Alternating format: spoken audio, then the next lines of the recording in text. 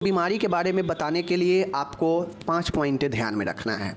वो बीमारी होता क्या है वो तो लिख ही दीजिएगा।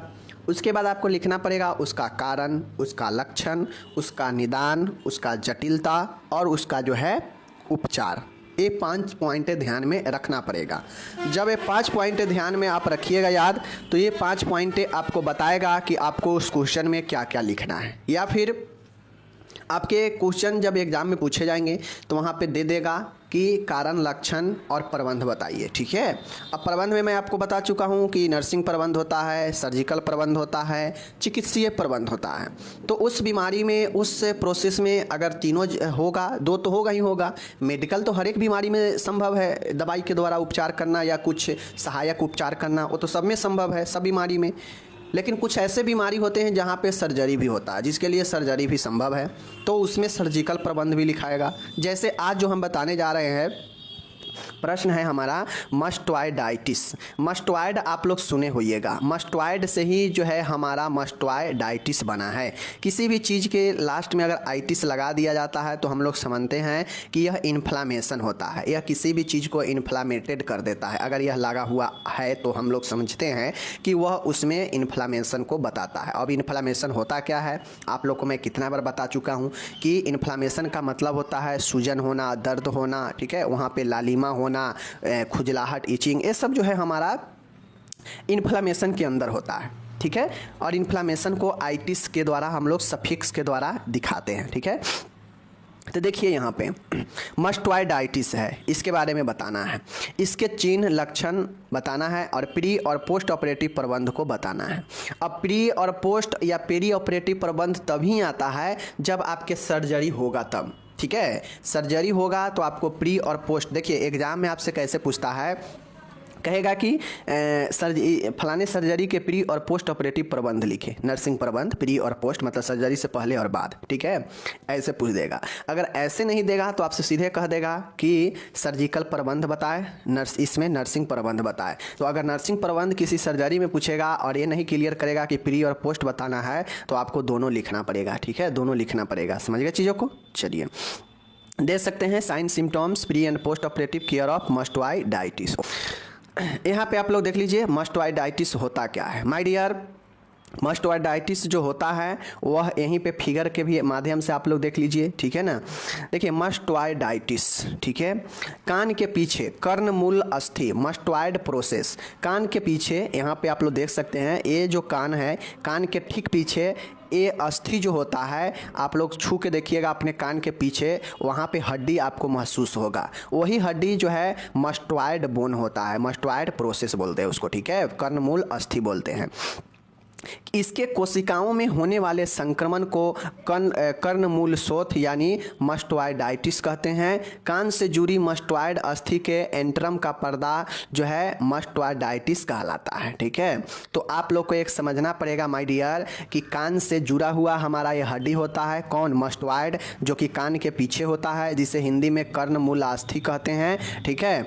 अब चूंकि जानते हैं हड्डी हो या मांस हो, कुछ भी हो, सब के सब हमारा कोशिका से बना है, तो ये जो मस्टॉइड बोन का जो कोशिका है इसमें संक्रमण हो जाता है, इन्फ्लामेशन हो जाता है, और इसी को जो है हम लोग मस्टॉइडाइटिस कहते हैं। ठीक है, यानी ये कान से जुड़ा हुआ जो बोन है इसके एंट्रम का पर्दा, ठीक है ना, एंट्रम का पर्दा मस्टॉइडाइटिस कहलाता है। ये यहाँ पे मस्टॉइडाइटिस होगा। ठीक है, ध्यान में रखिएगा। तो यहाँ पे मस्टॉइड बोन होता है और यहाँ पे आप लोग दिख रहा होगा कि इस प्रकार से सूजन आपको दिखा रहा है ना, यही सूजन इन्फ्लामेशन, संक्रमण वगैरह होता है, या इसको इन्फ्लामेशन भी कह सकते हैं। और इन्फ्लामेशन सिर्फ और सिर्फ संक्रमण से ही नहीं होता है, चोट उट लगने से कारण से भी होता है। ठीक है, तो देख सकते हैं यहाँ पे सूजन हुआ है। अब ये कान के पीछे वाला जो हड्डी होता है इस पर जुड़ा हुआ होता है मस्टॉइड बोन। ठीक है, मस्टॉइड बोन जुड़ा होता है कान से। अब अगर मान गए इस मस्टॉइड बोन में अगर इफेक्ट पड़ेगा तो उसका इफेक्ट आपके कानों तक पहुंच जाता है। इसीलिए आप लोग देखते होइएगा कि पहले जो हम लोग देखे हैं, इससे पहले हम लोग कान के क्या देखें, ओटाइटिस मीडिया देखे हैं ना, मेनियर्स रोग देखे हैं, काने का ही था। ठीक है ना, तो वहाँ पे हम लोग देखे थे कि मस्टॉइडेक्टोमी भी होगा, मस्टॉइड प्रोसेस का सर्जरी भी होगा वहाँ भी। तो क्योंकि कान से जुड़ा हुआ है, तो अगर कान में प्रॉब्लम है तो हो सकता है कहीं मस्टॉइड बोन के कारण भी हो, इसमें चोट लगने के कारण भी कान में आंतरिक क्षति पहुँचता हो, तो इसके कारण। समझ गए चीज़ों को। तो ये चीज़ें याद रखिएगा, मस्टॉइड क्या होता है और मस्टॉइडाइटिस क्या होता है, तो समझ गए होंगे आप लोग, समझ गए ना। देख सकते हैं नॉर्मली आप लोग देखते भी होइएगा कि ये चीज़ें अगर संक्रमण होता है ना, इसमें अगर संक्रमण के कारण ये प्रॉब्लम है तो देखते होइएगा आप लोग, ये चीज़ें बच्चा में ज़्यादा होता है। बच्चा के कान के पीछे आप लोग देखते होइएगा कि सूजन हो जाता है, एकदम लाल हो जाएगा और सूजन हो जाता है, किसी किसी का तो उसमें घाव भी हो जाता है, ठीक है। तो ये जो चीज़ें अगर कान के पीछे होता है मस्टॉइड बोन में, तो यही हमारा मस्टॉइडाइटिस होता है। देख सकते हैं स्पष्ट रूप से इसमें दिख भी रहा है, ठीक है ना। तो ये चीज़ें हो गया मस्टॉइड, समझ गए कि मस्टॉइड बोन से कान से जुड़ी हुई जो मस्टॉइड बोन है उसके एंट्रम में इन्फ्लामेशन होना मस्टॉइडाइटिस कहलाता है, ठीक है, कोई दिक्कत नहीं। चलिए माय डियर, अब आप लोग को पता है कि कोई भी इन्फ्लामेशन हो, कोई भी बीमारी हो, संक्रमण हो, उसका कारण होता है। तो देख लीजिए, कारण में मस्टॉइड बोन में चोट लगना। अगर मान गए कान के पीछे मस्टॉइड बोन में किसी चीज़ से चोट लग गया हो तो ये कारण बन सकता है इन्फ्लामेशन का। अगर बार बार ओटाइटिस हुआ है, ओटाइटिस मतलब समझ रहे हैं ना कि मध्य कान का संक्रमण, अगर बार बार मध्य कान में संक्रमण हो रहा है तो हम लोग को पता है कि कान से जुड़ा हुआ है मस्टॉइड बोन, तो कहीं ना कहीं मस्टॉइड बोन में भी क्षति पहुंचा सकता है, ठीक है ना।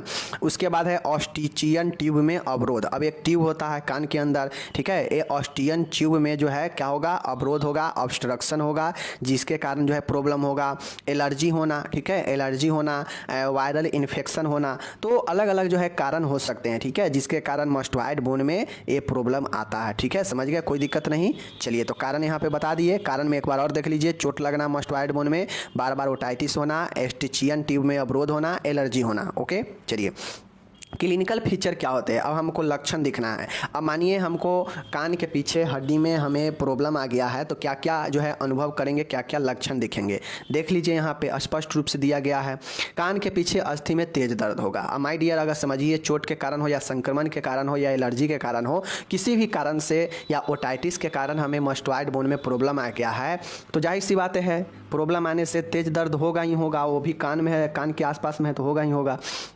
मस्टॉइड बोन लाल हो जाता है, रेडनेस, जो ऊपर अभी देखे हैं ना, ये आप लोग अनुभव भी करते होइएगा। अगर किसी को अगर होता है कान के पीछे तो वह बिल्कुल लाल होता है, ठीक है, वहाँ पे सूजन हो जाता है, मस्टॉइड बोन पर सूजन हो जाता है।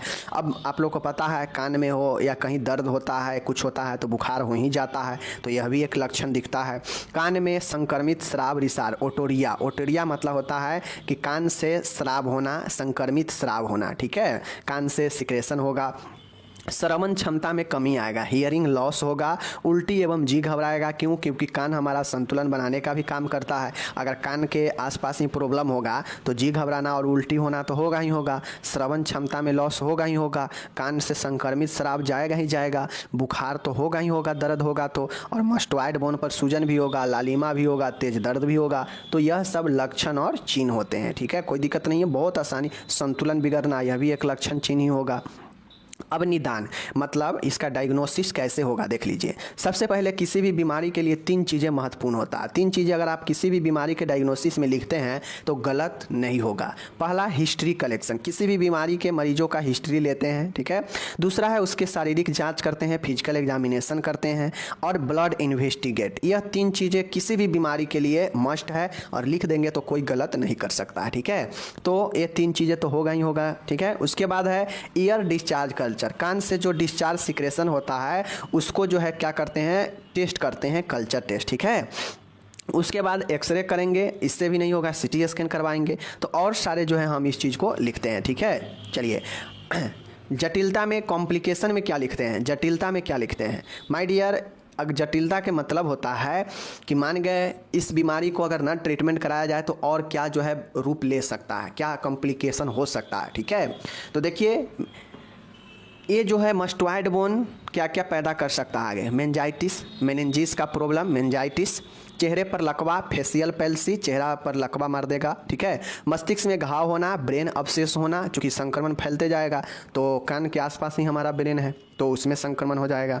लेब्रेंथाइटिस, जो लेब्रिंथ होता है उसमें जो है संक्रमण, इन्फ्लामेशन हो जाएगा, तो लेब्रेंथाइटिस भी हो सकता है। तो इस प्रकार से माय डियर कॉम्प्लिकेशन में meningitis, facial palsy, brain abscess, labyrinthitis, यह कॉम्प्लिकेशन याद रखिएगा मस्टॉइड बोन का। ओके, चलिए अब माय डियर हम लोग जानते हैं प्रबंध। अब हम लोग जटिलता देख लिए, तो अब प्रबंध बताना है। अब मैं आप लोग को बता चुका हूँ प्रबंध में 3 चीज़ें होगा। अगर सर्जरी संभव होगा तो सर्जरी लगाकर 3 प्रबंध होगा, नहीं तो ऐसे प्रबंध में अगर सर्जरी नहीं होगा तो 2 प्रबंध होगा, एक चिकित्सीय प्रबंध और एक नर्सिंग प्रबंध। ठीक है, चलिए तो देख लीजिए प्रबंध में हमें क्या लिखना है। पहले चिकित्सीय प्रबंध, किसी भी बीमारी का पहले दवाई ही चलता है, अगर दवाई से नहीं सुनता है तब जाके हम उसे, अगर सर्जरी संभव है तो सर्जरी करते हैं। ठीक है, चलिए तो देखिए संक्रमण के लिए एंटीबायोटिक देंगे। अगर मान गए संक्रमण के कारण ये प्रॉब्लम है तो एंटीबायोटिक में सिप्रोफ्लोक्सासिन देंगे, जेंटामाइसिन देंगे, एमोक्सिक्लेब देंगे। ठीक है, बहुत सारे एंटीबायोटिक है, नाम याद रख लीजिए, सिप्रोफ्लोक्सासिन, जेंटामाइसिन। यह जो है सिप्रोफ्लोक्सासिन ज़्यादा कान नाक में और आँख में एंटीबायोटिक के रूप में काम ज़्यादा करता है। ठीक है, जेंटामाइसिन। ओके, एमोक्सिक्लेब जो होता है वह घाव वगैरह में ज़्यादा काम देता है। रोगी को एनाल्जेसिक, दर्द के लिए एनाल्जेसिक ट्रामाडोल डाइक्लोफेनिक सोडियम। देखिए ट्रामाडोल डाइक्लोफेनिक सोडियम दोनों दर्द से राहत के लिए दिया जाता है। ठीक है, तो यह एनाल्जेसिक होता है। ओके, चलिए अब यह महत्वपूर्ण चीज़ें हैं, मैंने बता दिया दर्द के लिए और संक्रमण के लिए यही 2 मुख्य चीज़ें हैं। आप लिखने के लिए चिकित्सीय प्रबंध में और लिख सकते हैं, चूँकि हम लोग फीवर भी देखे हैं। तो फीवर के लिए हम लोग क्या लिखेंगे, फीवर के लिए क्या लिखेंगे, फीवर के लिए एंटीपायरेटिक लिखेंगे, पैरासीटामोल। ठीक है ना, डाइलोना ये लिख देंगे। ठीक है, ये चीज़ हो गया। सॉरी डाइलोना नहीं, डोलो। डोलो जो है बुखार के लिए काम आता है, तो वो चीज़ें हो जाएगा। समझ गए चीज़ों को। चलिए अब इसमें सहायक लक्षण का भी जो है आप चीज़ें को ऐड कर सकते हैं चिकित्सीय प्रबंध में। ओके, अब आ गया सर्जिकल प्रबंध। अब मस्टोइड बोन मान गए दवाई दिए संक्रमण का, दर्द का, उससे राहत नहीं हो रहा है, संक्रमण नहीं जा रहा है, तो कहीं ना कहीं हम समझेंगे कि इसका प्रॉब्लम अंदर तक जा चुका है या कोई चोट के कारण हो सकता है, तो उसके लिए फिर हम सर्जरी करते हैं। ठीक है, सर्जरी जो है हम तब करते हैं जब सीवियर इन्फ्लामेशन हो, मतलब बहुत खतरनाक गंभीर जो है प्रदाह हुआ हो, तो जो है हम ये सर्जिकल प्रबंध करते हैं। ठीक है, चलिए सर्जरी में 2 महत्वपूर्ण सर्जरी होता है। एक मस्टोइड बोन में अगर सीमित क्षति हो तो यह सर्जरी की जाती है। ठीक है, पहला पॉइंट होगा मस्टोइड बोन में अगर सीमित क्षति होती है ना, तो हम लोग जो है क्या करते हैं, पहला वाला काम है करते हैं। ठीक है, यह चीज़ें आप लोग देख लीजिए। माय डियर आप लोग यहाँ पे लिख लीजिएगा, मैं बता देता हूँ। पहला वाला जो है इसमें मैरिंगोटोमी होता है। क्या होता है, मैरिंगोटोमी। ठीक है, मैरिंगोटोमी याद रखिए। ठीक है, ये पहला वाला में लिख लीजिएगा। अगर मान गए मस्टोइड बोन में अगर लिमिट क्षति हुआ हो, ठीक है ना, लिमिट अगर डैमेज हुआ हो, तो उससे मैरिंगोटोमी के द्वारा जो है सर्जरी करके ठीक किया जाता है। और हम लोग जानते हैं कि टोमी मतलब होता है सर्जरी, जिसके भी अंत में टोमी लगा हो तो सर्जरी होगा। मैरिंग मतलब जो हमारा मैरिंग होता है, उससे मैरिंज जो होता है उस मैरिंग को जो है सर्जरी द्वारा करते हैं तो मैरिंगटोमी होता है। ठीक है, तो ये कब किया जाएगा, जब मस्टोइड बोन में हल्का फल्का क्षति हुआ हो, लिमिट क्षति हुआ हो, तब मैरिंगटोमी किया जाता है। कोई दिक्कत नहीं, पहला लिख लीजिएगा। समझ गए। दूसरा है माय डियर मस्टोइडेक्टोमी। अब यहाँ पे एक चीज़ें समझ लीजिए, क्वेश्चन आपको यहीं पे पूछता है कि मस्टोइडाइटिस होता क्या है, कारण लक्षण बताए, निदान बताए, और साथ में ये पूछ लेगा कि मस्टोइडाइटिस वाले मरीजों का सर्जिकल प्रबंध बताएं। तो सर्जिकल प्रबंध इसमें सबसे महत्वपूर्ण यही होता है, मस्टोइडाइटिस वाले पेशेंट का मस्टोइडेक्टोमी सर्जरी महत्वपूर्ण होता है। ठीक है, इसमें होता है कि जितना जगह अगर इन्फ्लामेटेड पार्ट होता है उसको हटा दिया जाता है, और यह 2 प्रकार की होती है। ठीक है, मस्टोइड बोन मान गए यहाँ से लेकर यहाँ तक, अगर ठीक है ना, मान गए ये पूरा मस्टोइड बोन है। ठीक है, यहाँ से लेकर अगर यहाँ तक क्षति हो गया है मस्टोइड बोन में, तो क्या करते हैं उसको मैरिंगटोमी करेंगे। ठीक है, लेकिन लिमिट क्षेत्र है तो मैरिंगटोमी करेंगे। लेकिन अगर लिमिट ना है, असीमित है, ठीक है, अगर मान गए बहुत ज़्यादा दूर तक है तो उसमें मस्टोइडेक्टोमी करते हैं, और जितना दूर तक इन्फ्लामेटेड पार्ट का असर होता है वो उतना दूर तक जो है उसको मैरिंगटोमी के द्वारा, मस्टोइडेक्टोमी के द्वारा हटा देते हैं। ठीक है, याद रखिए स्पेलिंग, मस्टोइड लिखकर उसमें डेक्टोमी लिख दीजिएगा, मस्टोइडेक्टोमी हो जाएगा। इसमें इन्फ्लामेटेड पार्ट को हटा दिया जाता है। यह 2 प्रकार से होता है यह सर्जरी। ठीक है, एक होता है पार्शियल मस्टोइडेक्टोमी और एक होता है रेडिकल मस्टोइडेक्टोमी। दोनों याद रखिएगा, पार्शियल मस्टोइडेक्टोमी और रेडिकल मस्टोइडेक्टोमी। ठीक है, अब ये लिख दीजिएगा कि इसमें मस्टोइडेक्टोमी होता है। तो इसके बाद आपसे ये पूछेगा कि मस्टोइडेक्टोमी वाले पेशेंट का जो है सर्जरी से पहले, सर्जरी के बाद जो है नर्सिंग प्रबंध बताए। तो माय डियर, मैं नर्सिंग प्रबंध नहीं बताऊंगा, क्योंकि मैं बार बार बता चुका हूं कि सर्जिकल वाले पेशेंट का कैसे नर्सिंग प्रबंध जो है आपको लिखना है, कैसे दिमाग में पॉइंट बनाना है, कैसे लिखना है। अगर आप एवरेज स्टूडेंट बनना चाहते हैं सबके तरह, तो डायरेक्ट जो है लिखिए नर्सिंग प्रबंध शैल क्रिया से पूर्व, और उसमें जो है सीधा जितना पॉइंट होता है 7, 8, 10, 15 पॉइंट लिखते चलिए। फिर उसके बाद पॉइंट दीजिए सर्जिकल प्रक्रिया के बाद नर्सिंग देखभाल, फिर उसमें जो है चीज़ों को लिख दीजिए, ठीक है। लेकिन अगर आप एक अच्छे स्टूडेंट बनना चाहते हैं तो मैं पढ़ा चुका हूं कि सर्जरी से पूर्व और सर्जरी के बाद जो है देखभाल कैसे करनी चाहिए, ठीक है, मैं बता चुका हूं। तो उसके आधारित, चूंकि यह कान का समस्या है, तो उसी हिसाब से जो है आपको क्या करना पड़ेगा, लिखना पड़ेगा। बाकी सब पॉइंट उसी के तरीक़ा से आप लिख सकते हैं जो मैं पर्सनल पढ़ा चुका हूं कि सर्जरी से पहले, सर्जरी के दौरान, सर्जरी के बाद कैसे जो है हम पेशेंट को देखभाल करते हैं। बस इसमें वर्ड ये लगा देना है, मास्टोइडेक्टोमी वाले पेशेंट को, मास्टोइडेक्टोमी वाले पेशेंट को, ठीक है। तो ये चीज़ें समझना है। बाकी टाइम हम लैप्स नहीं करेंगे, आप लोग ये देख लीजिएगा, लिखिएगा, ठीक है। नहीं लिखिएगा मैं PDF डिस्क्रिप्शन में दे दूंगा, ये आप पढ़ लीजिएगा नर्सिंग प्रबंध, ठीक है। चूँकि नर्सिंग प्रबंध आपको सभी जो है सभी बीमारी में आएगा, सभी सर्जरी में आएगा। अब हमारा सेकेंड क्वेश्चन आज का है, बहुत महत्वपूर्ण सवाल है। यहाँ पे देख सकते हैं सवाल क्या है, टॉन्सिलाइटिस। टॉन्सिलाइटिस बहुत लोगों को होता है, सही हो जाता है, ठीक है। तो ये टॉन्सिलाइटिस होता है और यह टॉन्सिलाइटिस बहुत महत्वपूर्ण होता है, ठीक है। याद रखिएगा, टॉन्सिलाइटिस के कारण, लक्षण, उपचार, प्री और पोस्ट ऑपरेटिव नर्सिंग प्रबंध पूछेगा। तो यहाँ भी देख सकते हैं, यह भी हमारा ENT से रिलेटेड है, मुंह में होने वाला प्रॉब्लम है, ठीक है ना। चलिए दिखाते हैं। अब आप लोग को यहाँ पे एक चीज़ दिख रहा होगा माय डियर, देखिए टॉन्सिलाइटिस होता क्या है। देखिए टॉन्सिल, मैं बता देता हूँ, टॉन्सिल, ठीक है, टॉन्सिल है, ठीक है। अब इस टॉन्सिल में आइटिस लगा देंगे तो यही टॉन्सिलाइटिस हो जाता है, समझ गए ना। टॉन्सिल का पर्दा, मुख गुहा। अब ये जो टॉन्सिल होता है कहाँ होता है, ओरोफेरिंग्स, ठीक है ना। ओरो मतलब मुख और फेरिंग्स दोनों के जो है ज्वाइंट स्थल पर हमारा यही जो है क्या होता है, देख सकते हैं यहाँ ए वाला जो पार्ट आपको दिख रहा है ना, ए वाला पार्ट, यही वाला पार्ट हमारा इस साइड, और इस साइड जो दिख रहा है यही टॉन्सिल होता है। अगर इसी टॉन्सिल में कोई पर्दा, कोई इन्फेक्शन, कोई चीज़ें होता है तो इस प्रकार से देख सकते हैं लाल हो जाएगा, टॉन्सिल में संक्रमण हो जाएगा, टॉन्सिल में सूजन आ जाता है, ठीक है, टॉन्सिल बढ़ जाता है, और इसी को हम लोग टॉन्सिलाइटिस कहते हैं, ठीक है। कोई दिक्कत नहीं। चलिए आप लोग खुद का भी अनुभव कर सकते हैं, सबके मुंह के पीछे वाला जो भाग होता है वहाँ पे जो है हमारा टॉन्सिल दोनों साइड में रहता है, छोटा छोटा, और यही अगर प्रॉब्लम होता है, इसमें इन्फेक्शन या कोई रीजन से अगर कोई इन्फ्लामेशन होता है तो यहाँ पे लाल हो जाएगा इस प्रकार से, उसमें जो है सूजन हो जाएगा, टॉन्सिल बढ़ा हुआ लगेगा, सूजा हुआ लगेगा, और यही हमारा क्या होता है, इन्फ्लामेटेड टॉन्सिल होता है, जिसे हम लोग टॉन्सिलाइटिस कहते हैं। समझ रहे हैं ना चीज़ों को। तो देखिए चीज़ों को पढ़िएगा आसानी से तो आसानी से समझ में आएगा, अगर ज़्यादा जोर लगा के पढ़िएगा तो फिर दिक्कत होगी, ओके।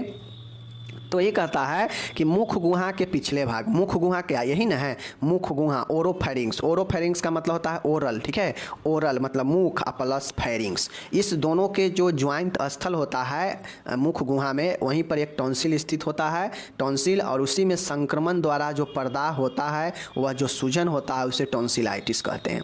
ज़्यादातर केसेज में जो टॉन्सिल होता है वह इन्फेक्शन के कारण ही होता है, ठीक है। कुछ ही रीजन हो सकता है कि वह चोट के कारण क्षतिग्रस्त हो, अगर मुंह में आप जो भोजन वजन करते हैं उससे, ठीक है, वरना 99% मामले में यह इन्फेक्शन के कारण ही टॉन्सिलाइटिस होते हैं, ठीक है। चलिए कारण क्या क्या होते हैं, तो जब संक्रमण की बातें आएगा तो वहाँ पे बहुत सारे जीवाणु आ जाएंगे, जैसे हेमोलाइटिक स्ट्रेप्टोकोकी, ठीक है, स्टेफाइलोकोकी, निमोनोकोकी, यह सब बैक्टीरियल है, ठीक है, जो आपके मुंह में इन्फेक्शन कर सकते हैं टॉन्सिल को। तो हेमोलाइटिक स्ट्रेप्टोकोकी द्वारा, स्टेफाइलोकोकी द्वारा, निमोनोकोकी द्वारा, इन्फ्लुएंजा वायरस द्वारा, ठीक है, ये सब कारण बनते हैं। ऊपरी श्वसन तंत्र संक्रमण, अगर मान गए ठीक है ऊपर में कोई संक्रमण हुआ है, ठीक है ना, तो उस संक्रमण के जरिए भी टॉन्सिल में संक्रमण हो सकता है। प्रदूषित वायु और भोजन के जरिए भी हो सकता है। तो नॉर्मली इसमें जो होता है यही है, hemolytic streptococci, staphylococci, pneumococci, influenza virus द्वारा, ऊपरी श्वसन तंत्र का संक्रमण, प्रदूषित वायु और भोजन के द्वारा, ठीक है। तो ये कारण बनते हैं टॉन्सिलाइटिस होने का। लक्षण क्या होते हैं क्लिनिकल फीचर, मान गए किसी को टॉन्सिलाइटिस हो चुका है, टॉन्सिल में संक्रमण हो चुका है, तो उससे क्या क्या लक्षण दिखते हैं। तो सबसे पहले गले में खराश होगा, ठीक है, सॉर थ्रोट होगा, ठीक है, निगलने में दर्द होगा, डिस्फेजिया होगा, क्योंकि यहीं पे दोनों साइड से ही जो है क्या होता है व्यक्ति के टॉन्सिल होता है। तो जब से ही भोजन निगलता है तो इसमें टच होगा ही होगा, तो टच होगा तो दर्द होगा, निगलने में दर्द होगा, ठीक है ना। तो ये चीज़ें हैं। बुखार आएगा, अब चूँकि हम लोग जानते हैं, अभी ऊपर भी देखे हैं कि जैसे ही दर्द होता है तो दर्द के असर से बुखार हो ही जाता है, ठीक है। बॉडी एक होगा, बदन दर्द कर सकता है, जीभ पर सफ़ेद स्राव आना, व्हाइट कंटेंट डिस्चार्ज होगा, जीभ पर सफ़ेद स्राव आना, व्हाइट कोटेड टंगू, मतलब जो टंगू है उस पर व्हाइट परत बनने लगेगा, सर्दी लगना, कंपकपी आना, ठीक है, टॉन्सिलाइटिस के साथ में आ जाता है। गले की लसिका ग्रंथियों में सूजन, जो लिम्फ ग्लैंड होता है गले का, उसमें भी सूजन आ जाएगा। तो एक प्रॉब्लम अनेकों लक्षण देते हैं और यही लक्षण सब आप लोग यहाँ पे देख सकते हैं कि गले में खराश होना, निगलने में दर्द होना, बुखार आना, बदन दर्द होना, जीभ पर सफ़ेद स्राव आना, सर्दी लगना, कंपकंपी आना, ठीक है ना, गले की लसिका लिम्फ ग्लैंड में सूजन होना। तो ये सब चूँकि हम लोग जानते हैं गले में ही एक लिम्फ नोड गले में होता है तो उसमें भी सूजन आ जाता है, ठीक है ना। अब इसका उपचार क्या है, तो हम लोग जानते हैं उपचार में क्या क्या होगा। तो चलिए उपचार में हम लोग देखते हैं। उपचार कहिए या प्रबंध कहिए, बात वही है। उपचार में बात होगा तो पहले हम लोग मेडिकल प्रबंध लिखेंगे, चिकित्सीय प्रबंध लिखेंगे, ठीक है। देखिए, रोगी को संक्रमण के लिए एंटीबायोटिक दिया जाता है, जैसे सेफोटाजाइम, एरिथ्रोमाइसिन, सिप्रोफ्लॉक्सासिन, एमिकासिन, ठीक है, जेंटामाइसिन, यह सब के सब एंटीबायोटिक है, ठीक है, एंटीबायोटिक है, ठीक है। सेफोटाजाइम, एरिथ्रोमाइसिन, सिप्रोफ्लॉक्सासिन, एमिकासिन। अब मान गए इसमें से चारों नहीं रख पा रहे हैं, तो जो आसान लगे एरिथ्रोमाइसिन, सिप्रोफ्लॉक्सासिन, एमिकासिन, यही 3 याद रखिए, एंटीबायोटिक दवा, ठीक है। रोगी को एंटीपायरेटिक दवाइयाँ देते हैं, ठीक है, याद रखिएगा, एबुप्रोफेन और एसिटामिनोफेन, ठीक है, यह दवाइयाँ देते हैं दर्द से राहत के लिए, बुखार से कम करने के लिए, ठीक है। तीसरा है गंभीर स्थिति में सर्जरी के द्वारा टॉन्सिल को काट कर हटा दिया जाता है, इसे टॉन्सिलेक्टोमी कहा जाता है। माय डियर, अब उपचार में हम संक्रमण के लिए, बुखार के लिए, दर्द के लिए दवाइयाँ देंगे, ठीक है। अगर उससे ठीक हो गया तो ठीक हो गया, नहीं ठीक हुआ और टॉन्सिल और ज़्यादा बढ़ते जा रहा है, उसमें गंभीर संक्रमण होते जा रहा है, तो फिर हम उसमें क्या करते हैं, एक सर्जरी करते हैं जिसमें टॉन्सिल को हम लोग टॉन्सिलेक्टोमी सर्जरी के द्वारा काट कर हटा देते हैं और काम तमाम हो जाता है टॉन्सिल का, ठीक है। तो आप लोग लिखिएगा कि अगर उपचार दवाई के द्वारा अगर संभव न हो टॉन्सिलाइटिस का, तो उसमें टॉन्सिलेक्टोमी किया जाता है, जिसे यह एक सर्जिकल प्रोसेस है, ठीक है। अब पेशेंट को मानिए सर्जिकल प्रोसेस में टॉन्सिलेक्टोमी करके टॉन्सिल को हटा दिया गया, तो यह तो उपचार हो गया। अब इसमें नर्सिंग प्रबंध में आप क्या क्या लिखेंगे, चूँकि एग्जाम में आपसे पूछेगा कि सर्जिकल टॉन्सिलेक्टोमी वाले पेशेंट के लिए, मतलब जिसका टॉन्सिल का सर्जरी हुआ है उसे टॉन्सिलेक्टोमी कहते हैं। तो टॉन्सिलेक्टोमी में पेशेंट को टॉन्सिल के सर्जरी होने से पहले, मतलब प्री ऑपरेटिव, और टॉन्सिल के सर्जरी होने के बाद क्या क्या देखभाल हम करेंगे ये बताना होगा। तो आप लोग यहाँ पे देख लीजिए क्या क्या देखभाल करेंगे। चलिए एक क्वेश्चन को बता देते हैं। प्री ऑपरेटिव नर्सिंग केयर, ठीक है, मतलब सर्जरी से पहले देख लीजिए, यहाँ पे रोगी व परिजनों से लिखित सहमति प्राप्त करेंगे, रोगी को सर्जरी के लाभ व हानि के बारे में बताएंगे, रोगी को सभी वाइटल साइन की जांच करनी चाहिए, ओटी में भेजने से पूर्व रोगी का तैयार करना चाहिए और डॉक्टर को निर्देशित सभी दवाइयाँ पेशेंट को दी जानी चाहिए। ये सर्जरी से पहले की बात है, जो इंपॉर्टेंट था मैंने बता दिया। इसी प्रकार से आप उसमें, ऐसा नहीं है कि 4 पॉइंट हो गया तो आप प्री ऑपरेटिव केयर हो गया, लगभग 10-15 पॉइंट आप लिखेंगे तब जाके कंप्लीट होगा। मैं बता दिया हूँ कि इस प्रकार से आपको लिखना है, ठीक है। शल्य क्रिया के बाद आप क्या क्या कर सकते हैं, देख लीजिए, रोगी के जैविक चिन्हों को नियमित वहां भी किए, यहाँ भी जांच करेंगे। ऑपरेशन के बाद जो है लेटरल पोजीशन में लिटाएंगे, क्यों, क्योंकि मुंह से कोई भी श्राव हो या रक्त का हो या कुछ भी हो, नाक से कोई श्राव हो तो वह डायरेक्ट बाहर निकल जाए, ठीक है। पोस्ट ऑपरेटिव ऑर्डर में डॉक्टर द्वारा निर्देशित सभी एंटीबायोटिक दवाइयाँ नियमित रूप से देंगे, ओके। रोगी को आवश्यकता अनुसार अन्य दवाइयाँ दी जाती है, जैसे एंटीमेटिक, वोमिटिंग को रोकने के लिए, एंटीपायरेटिक्स और एंटासिड, ठीक है। और पेशेंट का चूँकि सर्जरी हुआ है तो जब तक डॉक्टर का निर्देश ना हो तब तक जो है हम पेशेंट को मुंह के द्वारा भोजन नहीं देंगे, क्योंकि मुंह का ही सर्जरी है। तो अन्य प्रोसेस, अन्य देखभाल आप लोग खुद से लिखिएगा, ज़्यादा समय लेने से कोई फायदा नहीं है। आप लोग को मैं बता चुका हूँ कि नर्सिंग प्रबंध सर्जरी के पहले सर्जरी के बाद कैसे लिखते हैं, तो सबसे बेस्ट तरीका है कि आप पॉइंट में पॉइंट बनाते चलिए, उसमें लिखते चलिए। ये तो खैर एक नॉर्मल एवरेज बच्चे की तरह है कि हाँ सीधा सर्जिकल क्रिया के बाद जो है 10 पॉइंट 15 पॉइंट लिख दे, तो ये तो कोई भी लिख सकता है, ठीक है ना। बाकी आप स्मार्ट बनिए, स्मार्ट तरीके से लिखिए कि रसायन थेरेपी या कीमोथेरेपी क्या है, कीमोथेरेपी का नर्सिंग प्रबंध लिखिए। आपसे भी क्वेश्चन पूछा जा सकता है, या तो कीमोथेरेपी का सिर्फ नर्सिंग प्रबंध ही पूछेगा, या पूछेगा टोटल की कीमोथेरेपी क्या है, कीमोथेरेपी देने का क्या प्रोसेस है, और कीमोथेरेपी का क्या प्रबंध होता है। तो चलिए हम लोग कंप्लीट देखेंगे। साथियों, कीमोथेरेपी में आप जान लीजिए कीमोथेरेपी क्या होता है। कीमोथेरेपी कैंसर का विशेष रासायनिक दवाओं से उपचार करना रसायन उपचार या कीमोथेरेपी कहलाता है। कीमोथेरेपी मतलब रसायन उपचार होता है। इसमें वैसे दवाओं का इस्तेमाल किया जाता है जो केमिकल का बना होता है, जो रासायनिक का बना होता है, और वैसे दवाओं का उपयोग जो है कैंसर के इलाज के लिए किया जाता है, इसीलिए इसे रसायन थेरेपी कीमोथेरेपी कहा जाता है। ये रासायनिक दवाएं कैंसर कोशिकाओं को वृद्धि को या ट्यूमर को या फिर जो है कैंसर के कोशिकाओं को बढ़ने को जो है रोकता है या इन्हें नष्ट करता है, और यही कीमोथेरेपी होता है। समझ गए चीज़ को। चलिए आगे देखते हैं। आगे यहाँ पे देख सकते हैं कीमोथेरेपी में प्रयोग की जाने वाली दवाएं निम्न हैं। साथियों, कीमोथेरेपी में मुख्यतः 4 प्रकार के दवाओं का उपयोग किया जाता है। पहला दवाई है वो है एल्काइलेटिंग एजेंट होता है, समझ गए, क्षारक दवाएं होता है।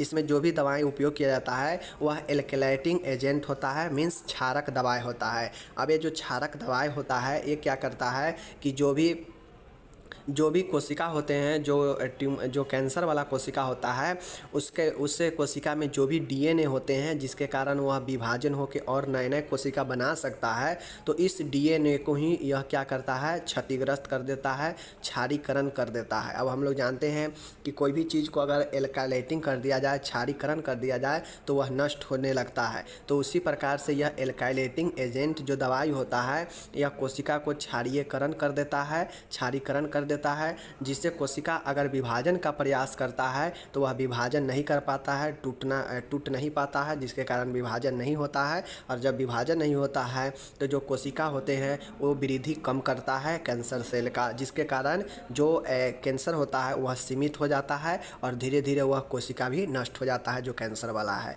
तो यह क्षारक दवाई हो गया। ओके, अब एग्जाम्पल में आपको कुछ दवाइयाँ का नाम लिखना पड़ेगा, 1-2 दवाइयाँ याद रखिएगा। जैसे सबसे आसान इस 5 में जो लगेगा वो लिख दीजिएगा। जैसे एल्काइलेटिंग एजेंट में सबसे आसान लगता है माइटोमाइसिन सबसे आसान दवाई है। उसके बाद जो है मीटोजोलामाइड और माइटोमाइसिन जो है ये दोनों सबसे आसान दवाई के नाम है। यह एल्काइलेटिंग एजेंट होता है। ओके, तो आप लोग जो है इस 5 में से जो आसान लगेगा वो 2-3 याद कर लीजिएगा और लिख दीजिएगा एल्काइलेटिंग एजेंट में। ओके, चलिए अब हम लोग यहाँ पे देखेंगे। दूसरा है anti metabolism agent. Anti metabolite agent जो होता है यह उपापचय रोधी दवाई होता है, मतलब यह आरएनए और डीएनए के संश्लेषण के निर्माण को बाधित कर देता है और उपापचय क्रियाओं को रोक देता है, जिससे कोशिका की मृत्यु हो जाती है। चूँकि हमारे शरीर में मेटाबॉलिज्म की क्रिया होती है, मेटाबॉलिज्म उपापचय का क्रिया होता है। अगर इस उपापचय को नहीं रोका जाता है तो हमारे शरीर में जो है विभिन्न रासायनिक क्रियाएं बढ़ते रहता है। ठीक है, तो यह मेटाबॉलिज्म जो क्या करता है, एंटी मेटाबॉलिज्म जो दवाइयां एजेंट होता है यह मेटाबॉलिज्म के संश्लेषण के निर्माण को बाधित कर देता है, जिससे कोशिका का मृत्यु हो जाता है, कोशिका नष्ट हो जाता है जो कैंसर वाला सेल होता है। समझ गए चीज़ को। तो ये जो है आपके आरएनए एंटी मेटाबॉलिज्म प्रकार का जो दवाइयाँ होता है उसका एग्जाम्पल है मेथोट्रेक्जेट एंड सिट्राबाइन। देख लीजिए, सिट्राबाइन और मेथोट्रेक्जेट ये 2 प्रकार के आपका जो है एंटी मेटाबॉलिज्म दवाइयाँ का उदाहरण है। ठीक है, तो अगर आपसे पूछेगा कोई कि एंटी मेटाबॉलिज्म दवाइयाँ कहाँ दिया जा सकता है, तो समझ जाइएगा कि यह कैंसर का कीमोथेरेपी का उपचार का एक विधि है जिसमें मेथोट्रेक्जेट और सिट्राबाइन दिया जाता है। समझ गए। चलिए, अब इस वीडियो को कंफर्म करने के लिए, अच्छे से याद करने के लिए आपको वीडियो को 2 बार 1 बार देखना पड़ेगा अच्छे से। एक बार सोचेंगे, देख लेंगे और रख देंगे तो फिर आप कंफ्यूज कर जाएंगे। समझ गए। चलिए, तीसरा दवाई है anti microtubule drug. Anti microtubule drug का काम होता है कि जो सूक्ष्म नालिका होता है जिसके द्वारा कोशिका विभाजन होकर एक अंग से दूसरे अंग तक जा सकता है, तो उस कोशिका को जो है एक से दूसरे जगह फैलाव को रोकता है। है, ठीक है ना।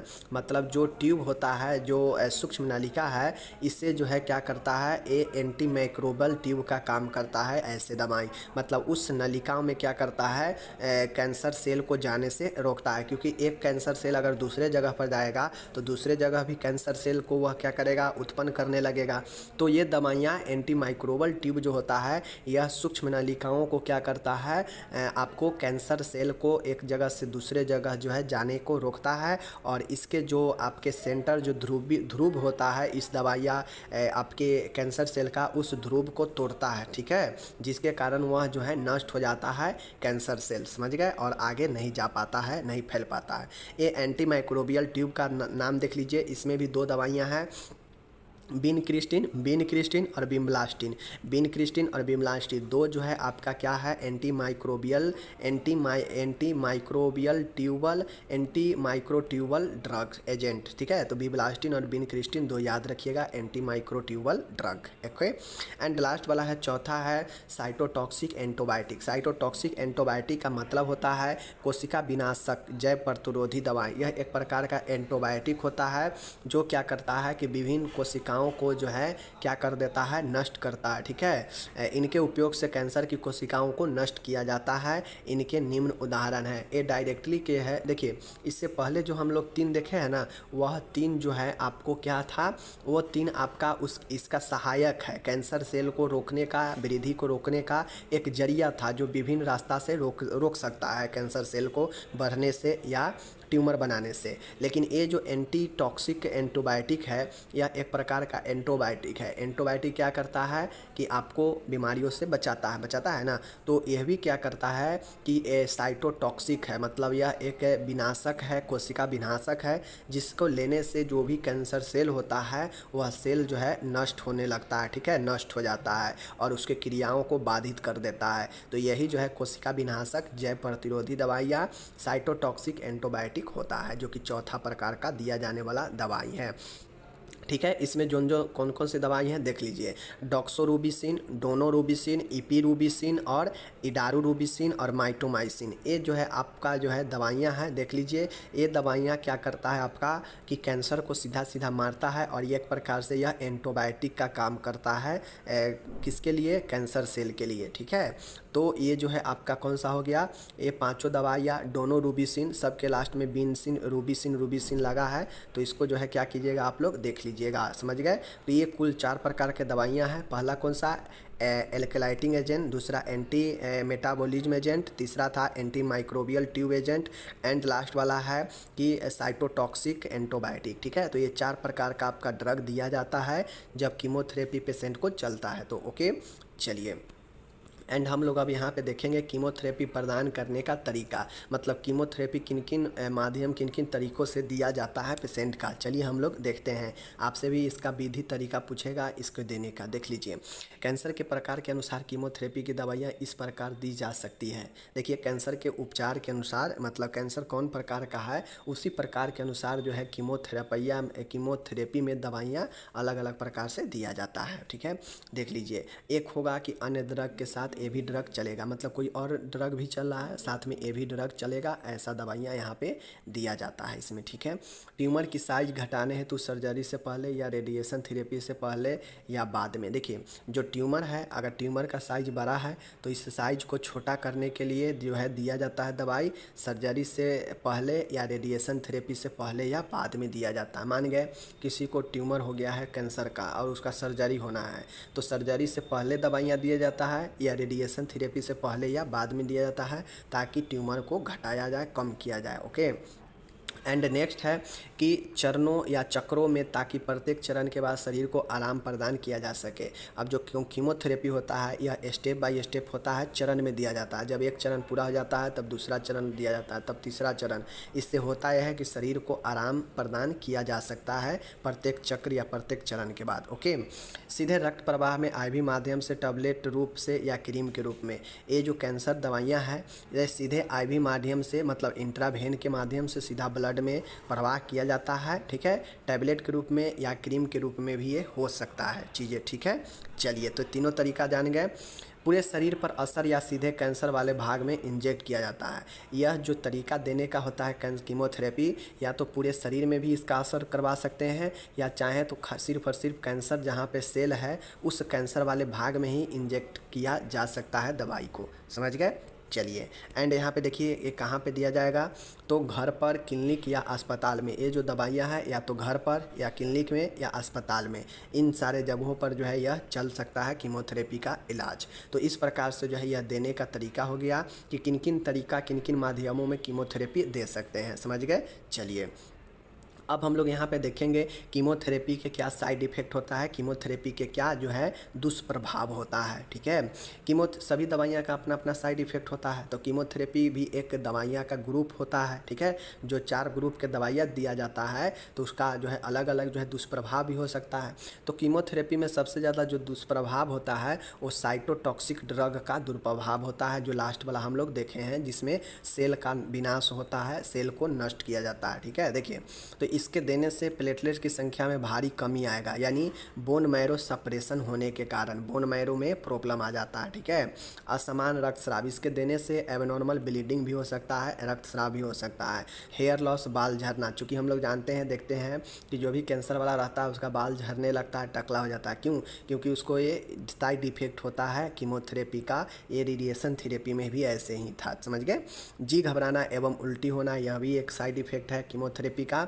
मुंह में से छाले पड़ना, ओरल थ्रस होना, मुंह में छाले पड़ सकता है कैंसर पेशेंट को, क्योंकि कैंसर जो पेशेंट होता है उसको बहुत ज़्यादा दवाइयाँ दिया जाता है, कीमो दिया जाता है, जिसके कारण उसके शरीर में बहुत गर्मी होने से बाल झड़ना, मुंह में छाले होना, दस्त लगना, नौसिया होना, जी मचलना, ये सब आम बातें हो जाता है साइड इफ़ेक्ट में। तो दस्त होना भी इसका एक साइड इफ़ेक्ट है। तो ये साइड इफ़ेक्ट भी हम लोग देख लिए कैंसर का, कीमोथेरेपी का। अब हम लोग नर्सिंग मैनेजमेंट देखेंगे, मतलब कीमो दिया जा रहा पेशेंट को नर्सिंग प्रबंध कैसे किया जाएगा, देख लीजिए। कीमोथेरेपी की सांद्रता का विशेष ध्यान रखना चाहिए, ना तो इसे कॉन्स्टेंट करना चाहिए, ना ही अधिक डायलेट करना चाहिए। सबसे पहली बातें हैं कि अगर कीमोथेरेपी दिया जा रहा है पेशेंट को तो उसके कॉन्स्टेंट्रेशन का ध्यान रखेंगे, सांद्रता का ध्यान रखेंगे कि पेशेंट को कितना देना चाहिए, ना उससे ज़्यादा देंगे ना उससे कम देंगे, इस चीज़ का ध्यान रखना चाहिए, ठीक है। एंड दूसरा देखिएगा, कीमोथेरेपी से पूर्व प्री मेडिसिन दी जानी चाहिए, जैसे एंटीएमेटिक्स और एंटीपायरेटिक्स, ठीक है। अगर कीमोथेरेपी किसी को देना है तो उससे पहले प्री मेडिसिन देनी चाहिए, जैसे एंटीएमेटिक्स जो उल्टी को रोकता है और एंटीपायरेटिक जो बुखार को रोकता है, ठीक है। एंड नेक्स्ट है तीसरा, कीमोथेरेपी सदैव नियत समय पर दी जानी चाहिए। यदि अन्य इन्फ्यूजन चल रहे हो तो कीमोथेरेपी को प्राथमिकता दी जानी चाहिए। यहाँ पे कहा गया है कि नर्स का प्रबंध दायित्व होना चाहिए कि कीमोथेरेपी वाले पेशेंट को हमेशा एक नियत, एक एग्जैक्ट समय पर ही दिया जाना चाहिए। अगर उसके साथ में पेशेंट को और भी कुछ इन्फ्यूजन चल रहा है, शरीर में और भी कुछ चीज़ें दिया जा रहा है, तो पहले प्राथमिकता जो है हम लोग चलेंगे कीमोथेरेपी का देंगे, ठीक है।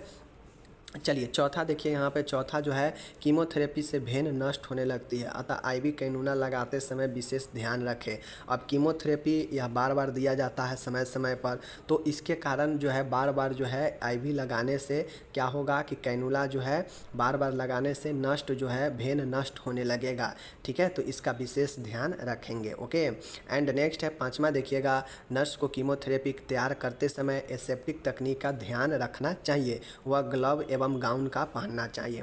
किसी को भी अगर कीमोथेरेपी दिया जा रहा है तो बिल्कुल विसंक्रमित तकनीक, एसेप्टिक तकनीक का ध्यान रखेंगे और ग्लव और गाउन पहन के ही कीमोथेरेपी तैयार करेंगे, ओके। एंड सेकेंड लास्ट है छठवां देखिएगा, कीमोथेरेपी के दौरान जो है प्रिस्क्राइब स्टेरॉइड भी दिए जाने चाहिए, जैसे वाइसोलोन, डेक्सामेथासोन, हाइड्रोकॉर्टिसोन। मतलब कीमोथेरेपी के दौरान जो है जो भी प्रिस्क्राइब किया गया स्टेरॉइड है वो भी दिया जाना चाहिए, जैसे देख लीजिए डेक्सामेथासोन और हाइड्रोकॉर्टिसोन। समझ रहे हैं चीज़ को। चलिए एंड सातवां यहाँ पे देखिएगा कि रोगी को WBC एवं प्लेटलेट काउंट नियमित चेक करने चाहिए एवं आवश्यकता अनुसार ब्लड एवं प्लेटलेट का ट्रांसफ्यूजन भी किया जाना चाहिए।